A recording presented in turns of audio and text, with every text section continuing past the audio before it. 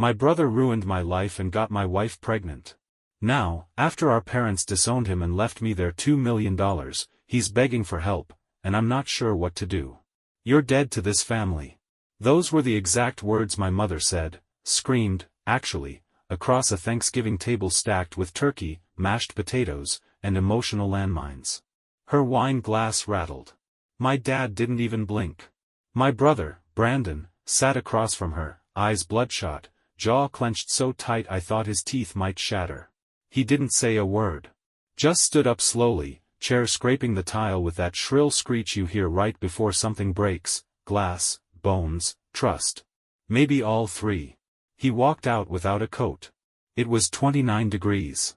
And no one followed him. Now, if you had told me 5 years ago that my mom would be the one to disown Brandon, I would have laughed in your face. I was the screw-up. The shadow. The spare tire on the family car. Brandon? He was the golden boy with the Midas touch, and I was just the younger brother who didn't explode on impact. He had everything handed to him growing up, car, tuition, applause for showing up, but that's not what got us here. Nah, this was bigger. This had been brewing for years. Decades, even. Let me back up. Our parents weren't rich, not at first. Dad ran a plumbing supply store. Mom taught high school English. Decent folks. Quiet life. Paid off the house, clipped coupons, put in overtime. The kind of people who believed in earning your keep, unless your name was Brandon. For him, the rules bent like warm plastic. First time I realized Brandon wasn't like the rest of us. Probably the day he totaled my dad's truck drunk, and they blamed me. I was 16. At home. Playing Xbox. Brandon came in hammered, threw up in the laundry sink, and told Dad I'd taken the keys without asking. Guess who got grounded? Spoiler, not the guy still wearing a wristband from the club. Still, I swallowed it. I always did. Brandon had a way of warping the air around him, like gravity tilted slightly toward him and no one noticed until they were already on their knees. I used to think it was charisma. Now I know it was something else. Something worse. College only widened the gap. Brandon dropped out sophomore year to pursue music in Austin. He lasted 6 months before crawling back home. My parents cleared out the guest room, bought him a MacBook, and told the neighbors he was freelancing. I got into med school. They mailed me a card.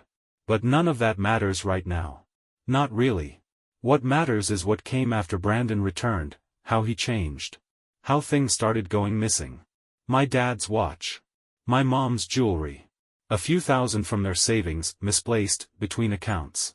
Then the late-night calls from strange women. Then the cops. The first time my mom bailed him out, she cried the whole drive home. The second time, she didn't even wear shoes. By the fourth time, she didn't cry at all. Just stared straight ahead like something inside her had shut off, permanently. That's what Brandon did, he didn't just burn bridges. He lit the rivers, too. And somehow, my parents kept giving him rope. More rope. Always more rope. Until last Thanksgiving. That's when everything snapped. That's when I found out what he'd really done. That's when I saw the text messages between him and my wife. And that's when I learned she was pregnant. Not by me. Brandon used to say, family forgives, bro. Always. He said it the first time he borrowed my car without asking and came back with a cracked bumper and half a joint in the glove box. He said it when he racked up $900 on my credit card, by accident, during a weekend trip to Vegas I didn't even know he took. He said it so many times, it stopped sounding like comfort, and started sounding like a warning. But back then, I still believed him. Because that's what you do with family, right? You believe them. Even when they lie. Especially when they lie. Growing up, I thought there was something wrong with me. Brandon was older, louder, funnier. The kind of guy who could walk into a room and make everyone forget who they were talking to 5 seconds ago. He got the big reactions. The double portions. The loud cheers. I got silence. Sometimes, when we were kids, he'd mess with me just to get a rise. Hide my homework. Switch the sugar with salt. Classic older brother stuff, except it never stopped. And it never felt like a joke. It always felt like a reminder, he runs this show, not me. Still, I kept trying. When he failed out of college, I gave him my laptop. When he wrecked his bike, I gave him mine. When he got kicked out of his apartment for not paying rent, I let him sleep on my couch for 2 months, even though I was barely scraping by myself. I kept telling myself I was being the bigger person. Looking back, I wasn't big. I was just easy. Fast forward to my second year of residency. I was working brutal hours, sometimes 30-hour shifts, living off vending machines and adrenaline. Barely had time to sleep, let alone maintain friendships. That's when I met Emily, a nurse on the night shift. Funny. Sharp. Didn't care that I was always exhausted or too broke to split the Uber. She just liked me. We dated for a year. Got married the next. It wasn't flashy, we did the whole courthouse and pizza party thing. My parents didn't mind. They liked her. My mom said Emily brought balance to me. My dad actually cracked a smile in the wedding photo, which might have been a first. Brandon didn't come. Said he had plans. Didn't call. Didn't text. Didn't even send a snide meme. But he showed up 3 weeks later.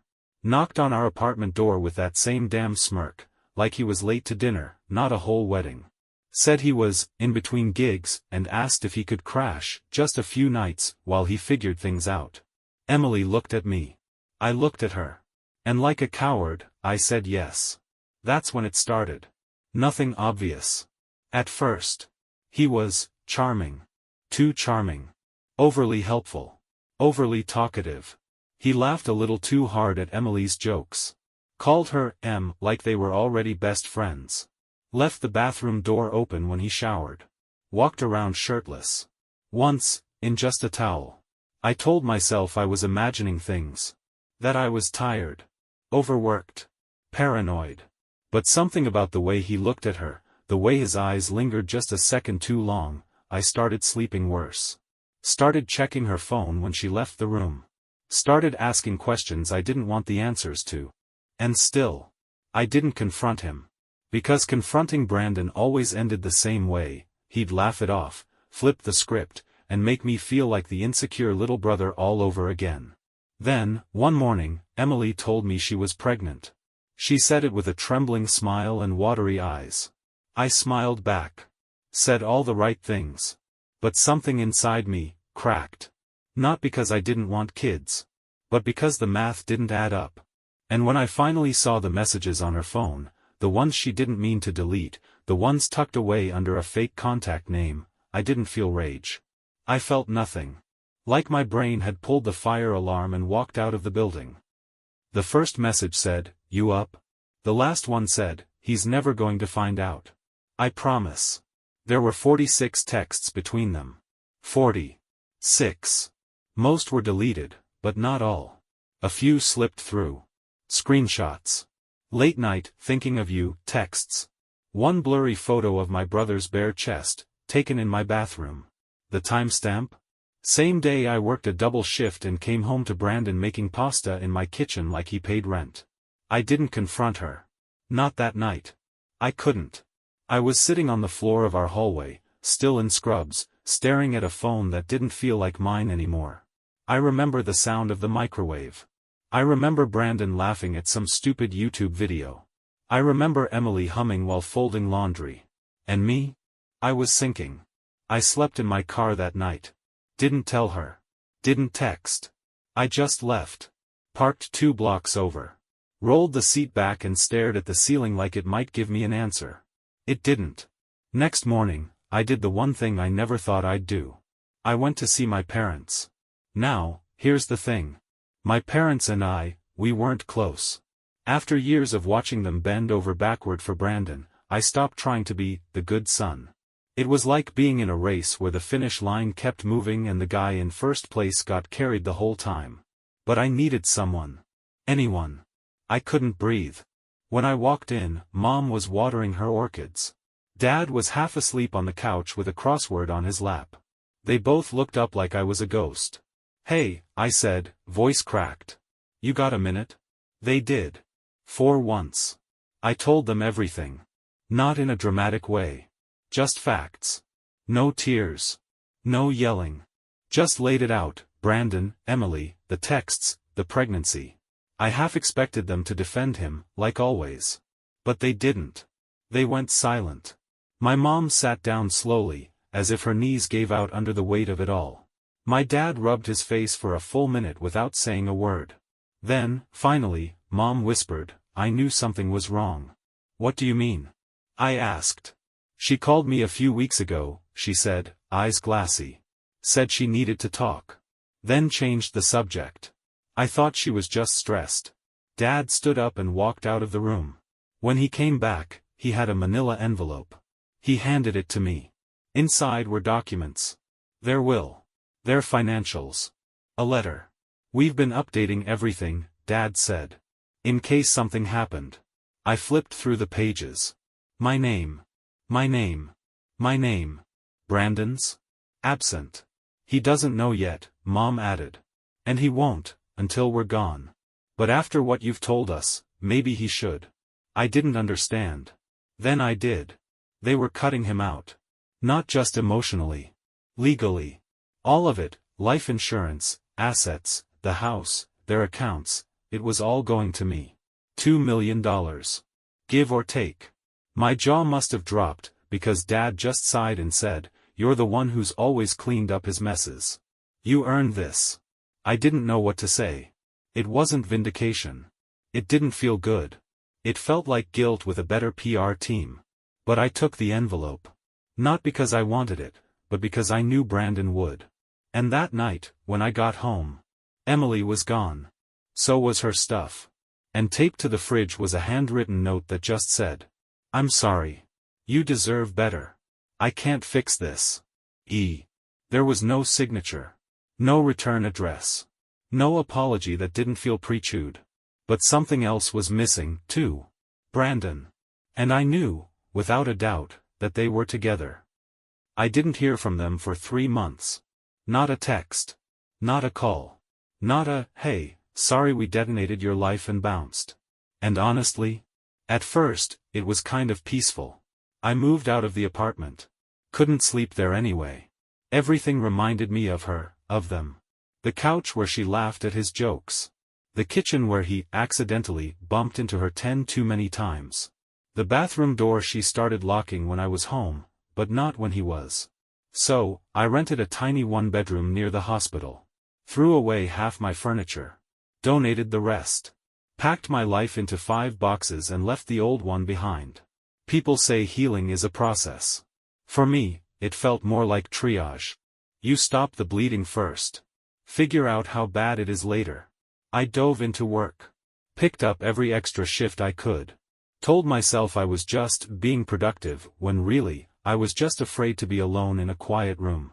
I even started volunteering on weekends. Anything to stay busy. My friends didn't know what had happened. I told them she left suddenly. That we weren't ready for the baby. That things just didn't work out. All of that was technically true. None of it was real. Then came the voicemail. It was 2:13 a.m. I was asleep, dead to the world, when my phone buzzed. No name, just a number I didn't recognize. I ignored it. Next morning, I played the message out of curiosity, half expecting a scam or a robocall. But the voice. It was Brandon. "Hey man, it's me. Listen. I know I messed up. I know. Just hear me out. Things have been rough. Real rough. We're not, it's not what you think. I need to talk. Please. I need your help." There was this weird tremble in his voice. Like he wasn't trying to sound pathetic, but couldn't help it. I played it again. And again. And each time, I felt my blood pressure spike. Not because he had the audacity to call. But because, somehow, I already knew what was coming next. I called my mom. She picked up on the first ring. "You heard from him, didn't you?" Just like that. No preamble. No warm-up.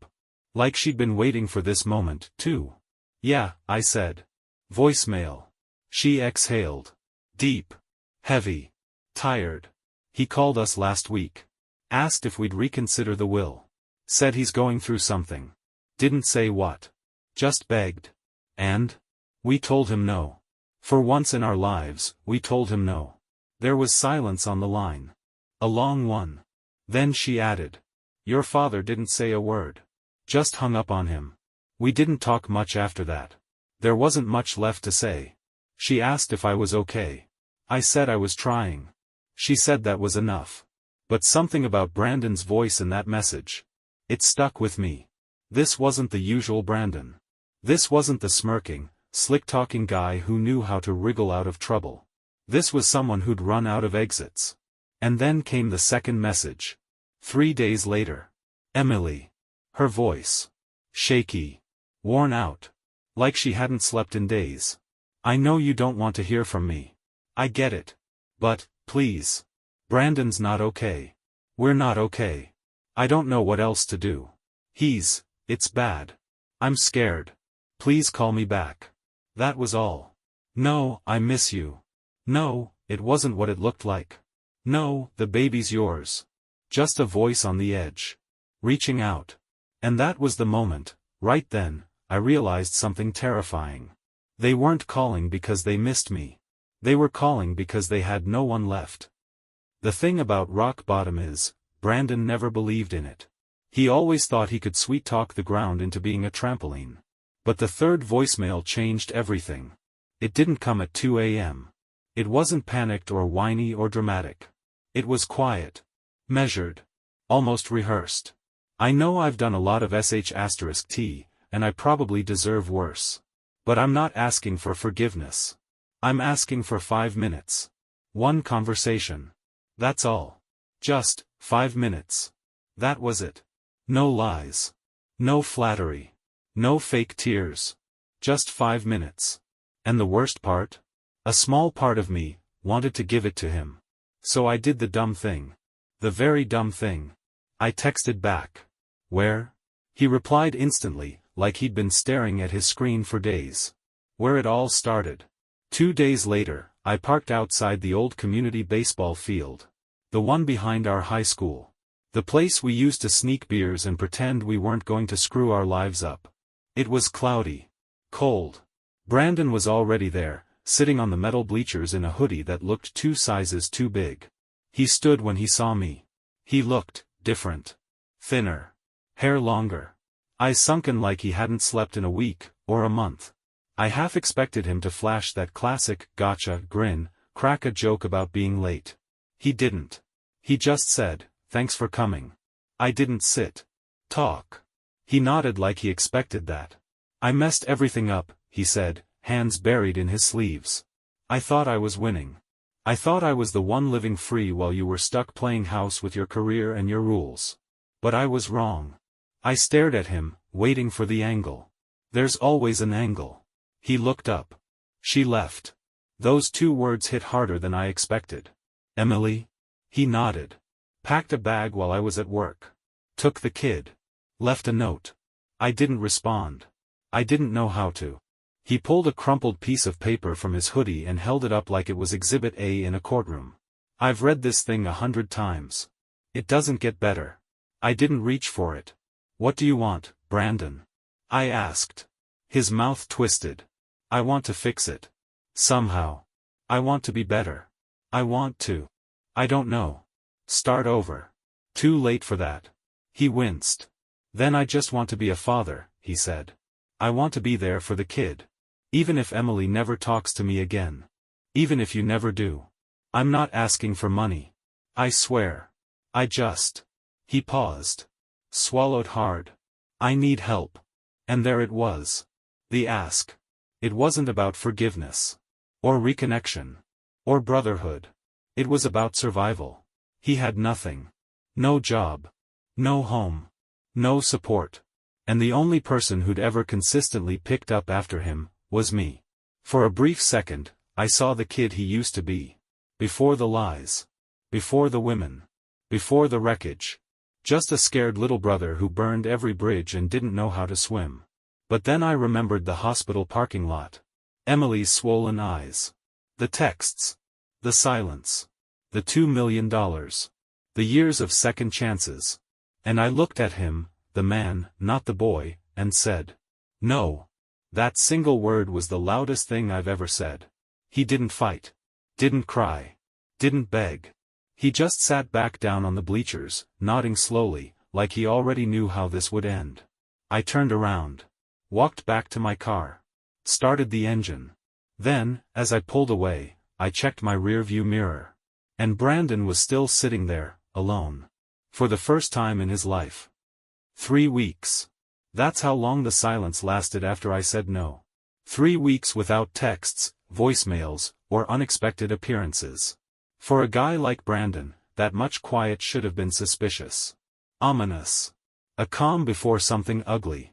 But I wanted to believe maybe, just maybe, he'd finally accepted reality. He hadn't. Because Brandon doesn't walk away. He circles. He waits. And when I came home from a 14-hour shift one night and found a manila envelope propped against my apartment door, I knew the next round had started. No name. No return address. Just the word "look" written in sloppy black Sharpie across the front. Inside? Photos. 8 of them. All printed on cheap glossy paper, like he ran to Walgreens 5 minutes before closing. The first 2 were of Emily, standing outside some rundown building I didn't recognize. She was holding a baby. The baby. In one, she's getting into a silver sedan. In the next, Brandon's behind the wheel. The third photo? Me. From behind. Walking into the hospital.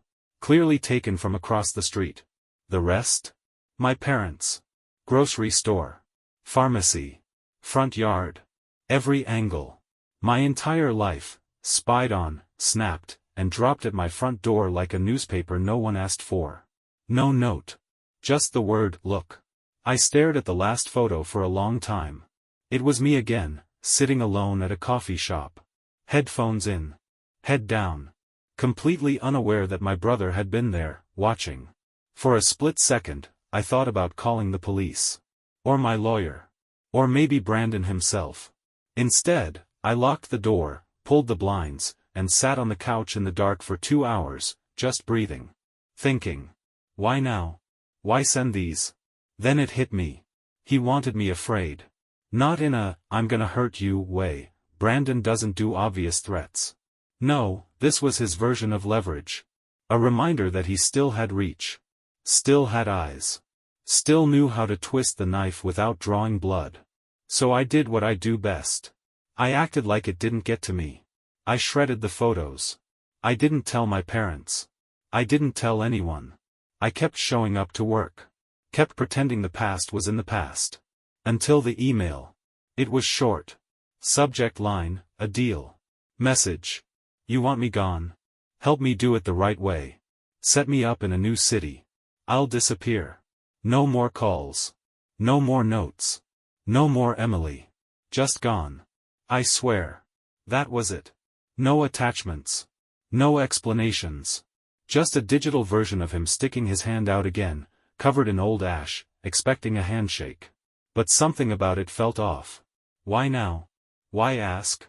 Brandon never asks unless he's already out of options. So I did some digging. Took a day off work. Called in a favor from a buddy who works in tenant screening. Ran Brandon's name through a few systems. And that's when I found it. 3 unpaid rent notices. 2 noise complaints. 1 pending court summons for domestic disturbance. Filed under Brandon C., co-occupant, Emily R. Yeah. That's when I knew. Whatever new life Brandon wanted to build. It wasn't for the baby. It wasn't for Emily. It wasn't even for himself. It was for damage control. And I wasn't going to be the idiot holding the tool belt this time. I didn't respond. But I didn't delete the email either. Because deep down, I had a feeling. This wasn't the last offer. Just the first warning. The next move wasn't his. It was Emily's. I was halfway through my shift, post-op rotation, nothing unusual, when the front desk buzzed me and said, "You've got a visitor. She says it's urgent." I never get visitors. Ever. So I already knew. She was sitting in the waiting area with her arms wrapped around herself, like she was trying to disappear into her own sweater. Hair tied up. No makeup. Tired in a way that had nothing to do with sleep. I almost turned around. Walked away. Let her vanish back into whatever mess they'd built together. But I didn't. I walked up. Stood there. Said nothing.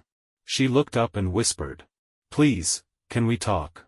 10 minutes later, we were outside on a bench behind the building. Cold wind. No one around. She was the first to speak. I left him. I didn't answer. I mean it this time. I packed what I could, took the baby, and left while he was at a gas station. Still, I said nothing. He got violent, she finally admitted. Not with the baby. Not, really with me. But he threw things. Broke a mirror. Screamed so loud the neighbors called someone. That's why the police showed up. That's why I'm here. She looked at me. I didn't know he was like that. I finally spoke. You didn't know? I knew he was a screw-up. But I thought I could fix him. I thought maybe if someone finally loved him without conditions, he'd change. I laughed once. Cold. Sharp. You tried to fix the guy who broke everything he touched. Including me. She didn't argue. Just nodded. Then she reached into her bag and pulled out an envelope. Not thick. Not dramatic. It's a DNA test. My stomach dropped. I didn't open it. I couldn't. I stared at it. That plain little envelope with a name on it that might decide everything. She set it between us on the bench like it was made of glass. I've been living in a shelter. The baby's okay, he's too young to understand any of this, but I'm drowning. And I don't want anything from you. Not money. Not a second chance. I just want you to know that if he's yours, really yours, you'll have the choice. That word hit harder than it should have. Choice. Because I'd never had one before. Not with Brandon. Not with her. Not with any of it. She stood to leave. I don't expect forgiveness. I'm not even sure I deserve your silence. But I'm done letting him ruin people. I didn't stop her. She walked away, head low, steps heavy, and left me there on the bench with the envelope and 1,000 thoughts crashing into each other like waves in a storm. And then my phone buzzed. Unknown number. A text. Hope you liked your surprise. You made your choice. Now I'll make mine. Brandon. I read it twice. And then the explosion hit, somewhere in my life I couldn't yet see, but I knew. He wasn't bluffing this time. The explosion wasn't a sound. It was an email. Subject line, your dirty little secrets. It hit my inbox 2 hours after Emily walked away from that bench. No warning. No spam filter. Just a direct hit. It was from a burner account, no name, no signature, just a black hole of a Gmail address that screamed Brandon. I clicked. Inside were attachments. Dozens. Screenshots of private messages. Snippets of text conversations I'd had with friends, colleagues, even old girlfriends. Random out-of-context lines made to look like confessions or manipulations. One was a Facebook message from 5 years ago where I vented about a patient who yelled at me for 15 minutes. Brandon had highlighted the part where I said, I almost walked out of the room, and captioned it with, negligent doctor admits to abandoning patient mid-treatment. Another was a cropped photo from a party during med school, where I'd clearly had too much to drink. I was in a pool. Shirtless. Beer in hand. It was the most harmless thing in the world, until Brandon added a fake caption. Is this your trusted healthcare professional? But that wasn't the worst part. No, the worst part came with the final attachment, an email drafted to the hospital's board of ethics. Anonymous. Littered with lies. Claiming I'd been writing prescriptions for friends. Claiming I'd misdiagnosed someone intentionally. Claiming I'd once left a patient sedated and unattended to take a phone call from my wife. It was every false accusation you could imagine, all bundled into a neat, ready-to-send package. And Brandon had access to it all. He knew exactly how to hurt me. Not physically. Not financially. Professionally. He was going after my license. My name. Everything I'd built since the day I crawled out from under his shadow. And the worst part? The lies were just believable enough to stick. I stared at the screen for a solid 5 minutes, heart pounding, throat dry. Then my phone rang. Not a text. A call. Blocked number. I answered. What do you want? I said. Brandon didn't waste time. I told you. I gave you a chance. You think you can ice me out, treat me like garbage, let her walk away with my kid? He's not your kid, I snapped. Not yet, no, he said. But the world doesn't know that. And they do know how fast stories travel online. Especially when the guy at the center of it all has a medical license to lose. There was a pause.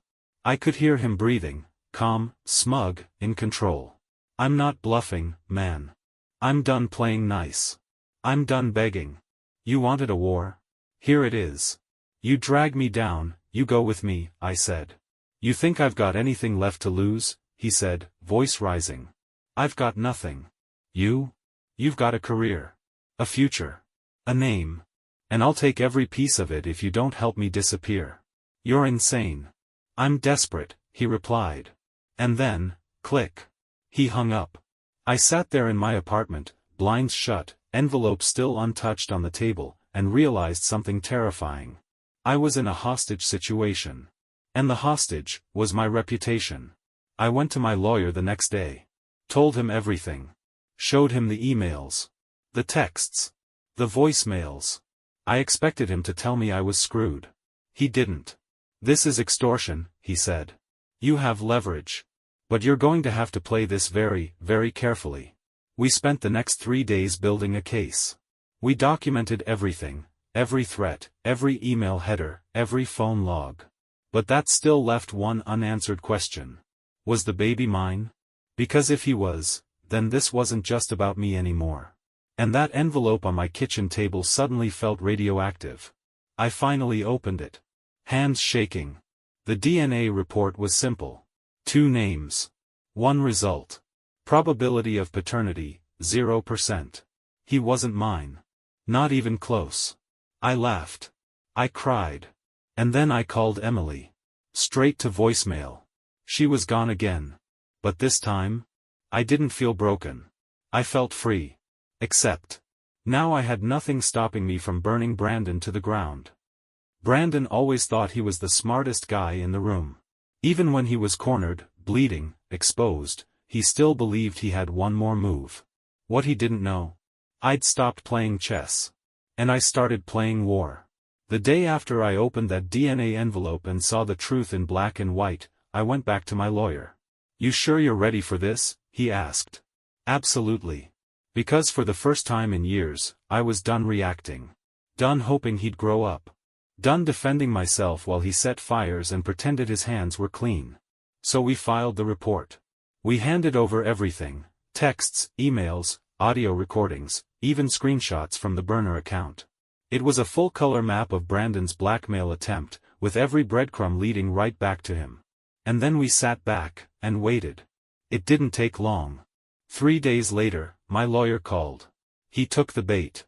What bait? The one we left open. The unencrypted email chain you accidentally forwarded. The one he couldn't resist replying to. Brandon had responded, angrily, sloppily, to a fake message we planted that looked like me discussing the DNA results with a hospital administrator. He thought I was talking about him behind his back, and he threatened to blow everything up. That reply? It was all we needed. Extortion. Harassment. Stalking. His fingerprints were all over the digital crime scene. I got the call 2 nights later. From my mom. She sounded shaken. The police came to the house. For him? Yes. But, not just for the threats. That's when she dropped the part one didn't expect. Turns out, Brandon hadn't just been spiraling. He'd been borrowing money from people under false pretenses. Fake business ideas. Promised returns. He even used my name to vouch for some of it. There were fraud complaints piling up in 2 counties. And when the cops came looking, he tried to run. Didn't get far. Mom said he was screaming when they took him out of the house. Something about betrayal. Something about how I had turned the family against him. But no one listened this time. Not even her. Later that week, I visited my parents for the first time in months. Dad answered the door. No words, just a long, tired hug. We didn't talk about the arrest. We didn't talk about Emily. We just sat in the kitchen, drank coffee, and listened to the quiet. Mom finally asked what I wanted to do with the inheritance. It's still yours, she said. We haven't changed a thing. I told her I wasn't sure. Truth is, the money felt like a trophy for surviving trauma, some kind of twisted prize for outlasting the family storm. But part of me knew what I really wanted to do. And it wasn't buy a car. Or move away. Or build a vacation house. I wanted to erase the damage. Not just for me. For everyone Brandon had hurt. That night, I went home. Sat in the dark for a while. Then I pulled out my phone and drafted one final message. To Brandon. You made your choice. I made mine. You thought burning everything down would make you feel powerful. But you forgot something. When the smoke clears, everyone sees the arsonist. I hit send. Didn't wait for a reply. Didn't want one. Because for the first time in my life, his silence wasn't terrifying. It was earned. Brandon always thought he was the smartest guy in the room. Even when he was cornered, bleeding, exposed, he still believed he had one more move. What he didn't know? I'd stopped playing chess. And I started playing war. The day after I opened that DNA envelope and saw the truth in black and white, I went back to my lawyer. You sure you're ready for this? He asked. Absolutely. Because for the first time in years, I was done reacting. Done hoping he'd grow up. Done defending myself while he set fires and pretended his hands were clean. So we filed the report. We handed over everything, texts, emails, audio recordings, even screenshots from the burner account. It was a full-color map of Brandon's blackmail attempt, with every breadcrumb leading right back to him. And then we sat back, and waited. It didn't take long. 3 days later, my lawyer called. He took the bait. What bait? The one we left open. The unencrypted email chain you accidentally forwarded. The one he couldn't resist replying to. Brandon had responded, angrily, sloppily, to a fake message we planted that looked like me discussing the DNA results with a hospital administrator. He thought I was talking about him behind his back, and he threatened to blow everything up. That reply? It was all we needed. Extortion. Harassment. Stalking. His fingerprints were all over the digital crime scene. I got the call 2 nights later. From my mom. She sounded shaken. The police came to the house. For him? Yes. But, not just for the threats. That's when she dropped the part one didn't expect. Turns out, Brandon hadn't just been spiraling. He'd been borrowing money from people under false pretenses. Fake business ideas. Promised returns. He even used my name to vouch for some of it. There were fraud complaints piling up in 2 counties. And when the cops came looking, he tried to run. Didn't get far. Mom said he was screaming when they took him out of the house. Something about betrayal. Something about how I had turned the family against him. But no one listened this time. Not even her. Later that week, I visited my parents for the first time in months. Dad answered the door. No words, just a long, tired hug. We didn't talk about the arrest. We didn't talk about Emily. We just sat in the kitchen, drank coffee, and listened to the quiet. Mom finally asked what I wanted to do with the inheritance. It's still yours, she said. We haven't changed a thing. I told her I wasn't sure. Truth is, the money felt like a trophy for surviving trauma, some kind of twisted prize for outlasting the family storm. But part of me knew what I really wanted to do. And it wasn't buy a car. Or move away. Or build a vacation house. I wanted to erase the damage. Not just for me. For everyone Brandon had hurt. That night, I went home. Sat in the dark for a while. Then I pulled out my phone and drafted one final message. To Brandon. You made your choice. I made mine. You thought burning everything down would make you feel powerful. But you forgot something. When the smoke clears, everyone sees the arsonist. I hit send. Didn't wait for a reply. Didn't want one. Because for the first time in my life, his silence wasn't terrifying. It was earned.